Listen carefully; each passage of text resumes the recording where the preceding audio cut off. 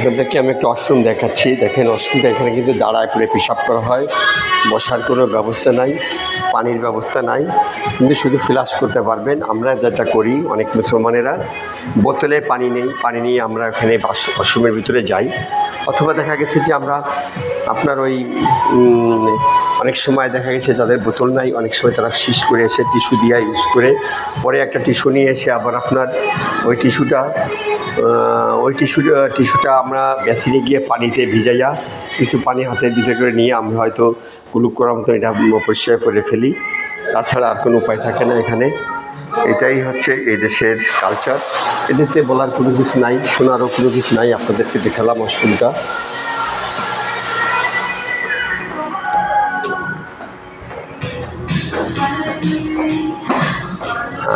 তো আমি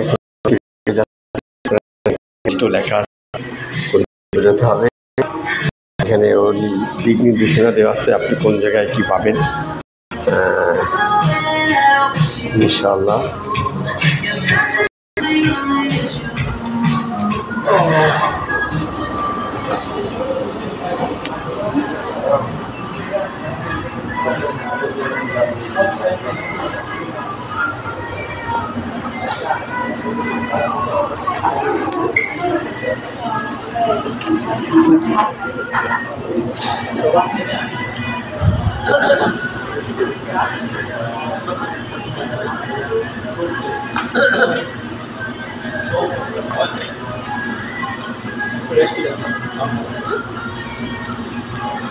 Để bảo tình có số lâm tới đồng hồ của nó cũng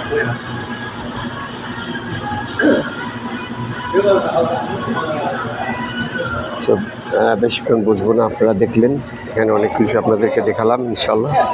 তো এখন আমি চলে যাচ্ছি বাইরে। আবার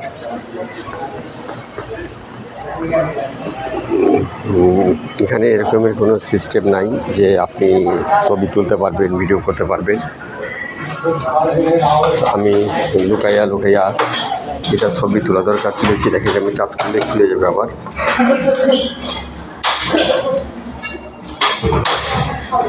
ইনশাল্লাহ আমি এখন আমার গাড়িতে চলে যাচ্ছি। আমার বন্ধু রিমাজ ভাই শ্রীলঙ্কার, উনি এখন ওয়াশরুম থেকে বের হননি, আমি চলে আসছি।